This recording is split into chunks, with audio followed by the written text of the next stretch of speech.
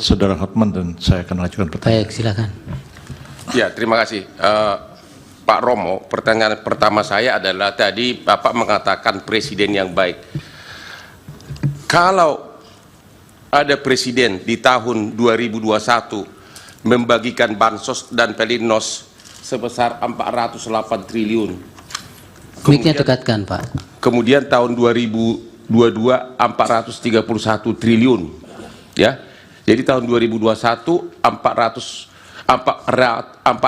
triliun, tahun 2022 431 triliun. Apakah itu pemerintah yang baik yang membantu fakir miskin? Tadi kan Bapak menyinggung soal fakir miskin. Pada waktu itu nggak ada pemilu, tapi sudah 400 lebih bantuan pansos dan pelinsos.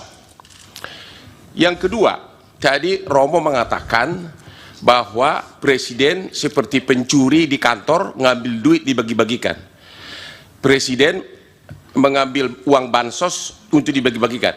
Apakah Romo mengetahui bahwa bansos yang dibagikan itu sudah ada datanya berdasarkan DTKS, yaitu data terpadu kesejahteraan sosial, dan satu lagi PTKE, pensasaran percepatan penghapusan kemiskinan ekstrim. Data penduduk itu sudah ada semuanya. Presiden hanya simbolik di awal membagikan bansos sesuai dengan data yang sudah ada di kementerian masing-masing. Selanjutnya dilanjutkan oleh kementeriannya.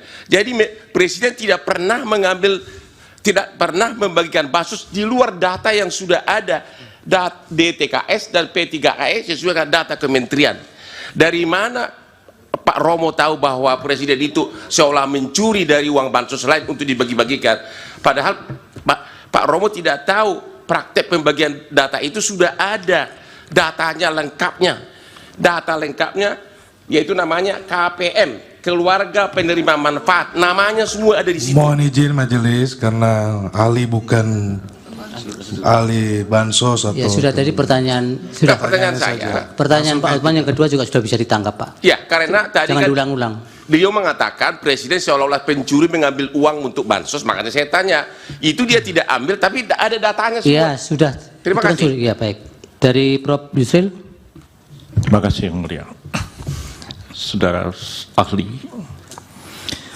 kita paham dalam filsafat bahwa etik adalah filsafat tentang moral, filsafat tentang praksis manusia. Apa yang dikatakan Immanuel Kant, du sollst nicht, apa yang harus, apa yang wajib, apa yang tidak wajib. Kan mengatakan bahwa norma-norma moral semacam itu tidak dibentuk oleh manusia, oleh satu lembaga atau negara atau apapun, tapi sesuatu yang lahir dari konsen manusia. Dan karena itu dia tahu mana yang salah, mana yang benar, mana yang baik, mana yang buruk. Kalau kita mengikuti filsafat semacam itu, kita sampai pada kesimpulan bahwa norma etik sebenarnya lebih tinggi daripada norma hukum. Bukankah Aquinas mengatakan bahwa norma hukum yang bertentangan dengan norma moral tidak pantas dianggap sebagai suatu norma hukum? Itu dalam semua teologi yang tentu Romo lebih paham daripada saya. Pertanyaannya, pada sisi lain kita mengenal teori tentang hierarki perundang-undangan, hierarki norma di dalam hukum itu sendiri. Kita mengenal ada norma yang lebih tinggi, yang bersifat lebih mendasar, ada norma menengah, ada norma rendah, ada norma yang bersifat pengaturan-pengaturan teknis.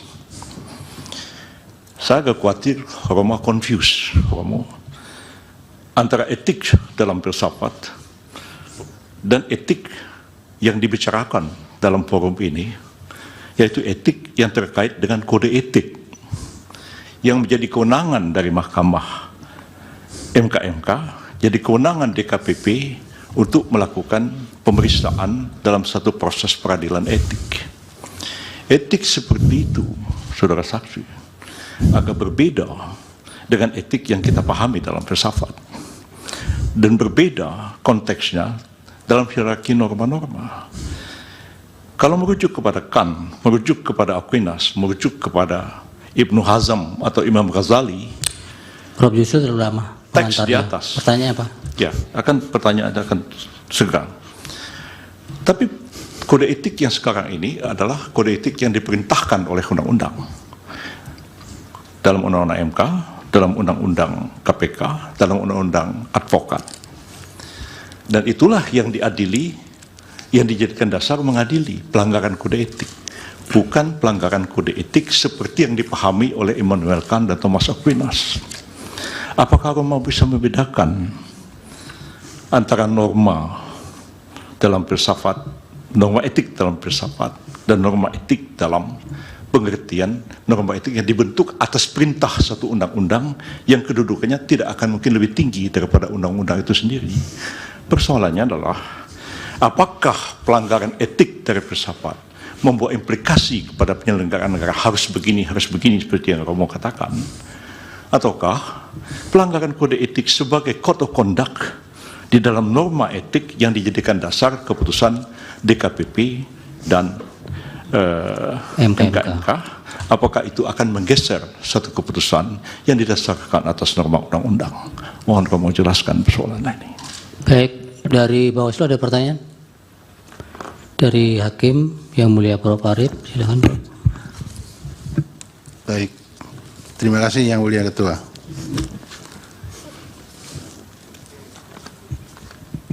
Terima kasih ahli Romo Magnis yang sudah memberikan beberapa catatan di dalam proses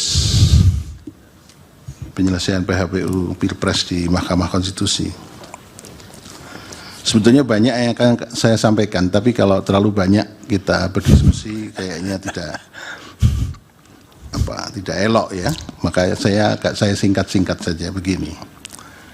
Indonesia itu adalah negara yang mempunyai karakter tersendiri, baik dalam berhukum maupun berdemokrasi. Karakter itu melekat pada ideologi yang dipilih oleh bangsa Indonesia. Sehingga hukum dan demokrasi di Indonesia saya sebut berkarakter Pancasila. Itu yang pertama. Kemudian karena itu, maka di Indonesia secara semestinya dan solen itu harus dijunjung tinggi rule of law sekaligus rule of ethic. Saya juga teringat kemudian ada semacam pepatah begini, law without ethic, kemudian ethic without religion. Nah sekarang kaitannya dengan persoalan konkret. Bagaimana berhukum dan berdemokrasi di Indonesia dengan acuan-acuan ideologi dan filsafati yang demikian ini. Terima kasih Romo. Silakan Romo dijawab. Terima kasih. Pertama, mohon perhatian bahwa otak saya berumur 87 tahun. Berarti belum tentu saya Ya, semaksimalnya Romo masih bisa. ingat semua pertanyaannya. Kalau saya mulai dari belakang, tentu saja bagi Indonesia etika, kesadaran akan nilai sejak permulaan merupakan salah satu unsur yang mempersatukan suatu masyarakat yang amat majemuk. Mulai dari penolakan penjajahan, dari persatuan perasaan kita satu bangsa, dari kesediaan saling menghormati dalam Pancasila. Jadi etika memang amat penting dan tentu juga harus terlaksanakan dalam rangka hukum. Lalu pertanyaan, apakah ada perbedaan antara etika dan etika di dalam rangka hukum? Tentu saja tidak. Tetapi suatu ketentuan etis yang tidak dirumuskan dalam hukum memang tidak bisa ditindak oleh yudikatif, oleh para hakim sistem yudikatif suatu negara itu menjadi unsur untuk menilai unsur bagaimana kualitas seseorang atau juga suatu lembaga dinilai. Dibantu kalau suatu bidang merumuskan kode etik. Karena lalu kode etik itu merumuskan dalam poin-poin yang relevan hal-hal yang perlu diperhatikan. Jadi memang pelaksanaan para hakim dalam sistem yudikatif mesti atas dasar undang-undang. Di situ muncul pertanyaan yang di Jerman muncul keras sesudah runtuhnya Hitler. Apakah hakim boleh mendasarkan diri pada suatu ketentuan hukum yang harusnya diketahui ya. Tidak berarti ada susunan resmi tidak boleh dipakai. Ada hakim yang sesudah Perang Dunia Kedua dihukum karena menjatuhkan vonis atas dasar hukum yang berlaku, misalnya hukuman mati. Jadi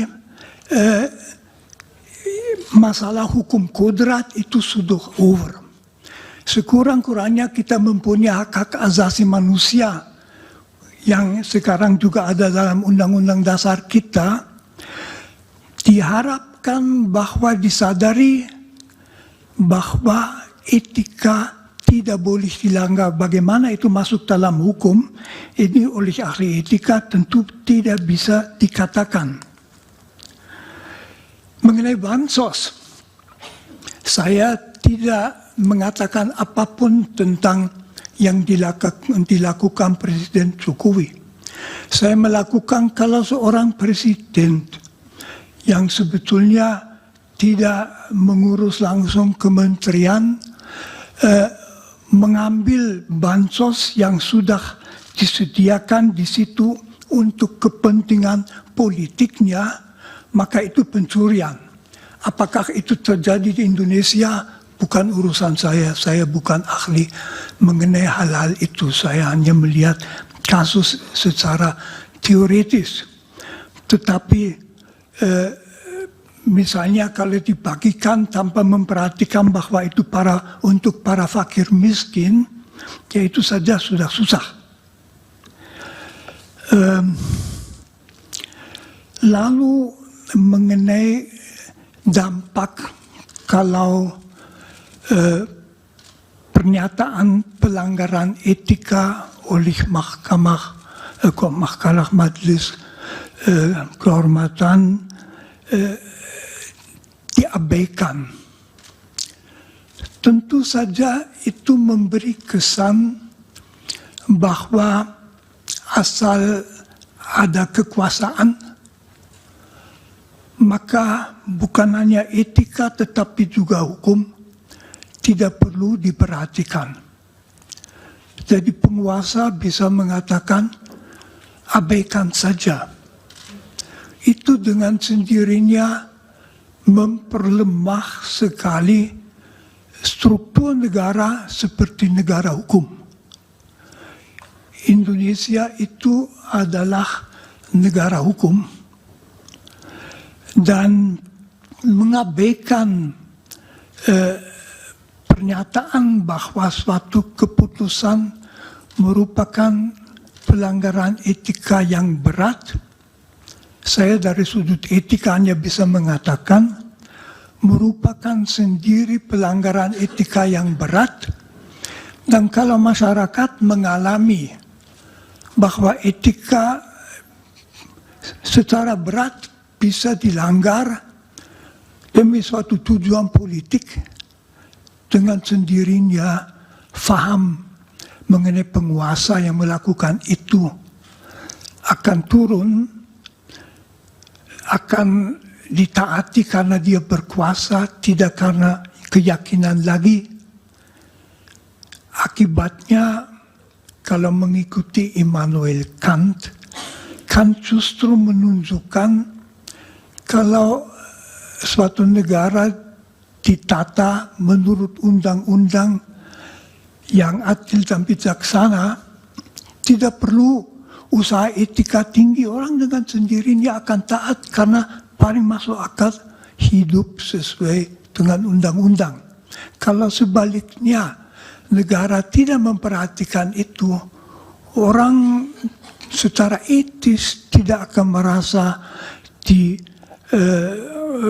melakukan apa-apa kalau tidak taat pada negara, hanya akan memperhatikan supaya tidak kena. Seperti di lalu lintas kalau kita dengan motor lawan arus itu pertimbangan.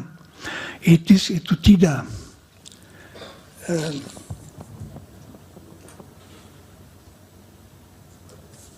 Belum tentu saya jawab semuanya. Cukup, Romo. Waktunya juga sudah habis. Ada satu majelis belum dijawab. Waktunya sudah habis. Ya tapi dia belum jawab majelis. Iya, itu ahli tidak menjawab juga boleh kok. Oh iya, oke. Terima kasih, Romo. Baik.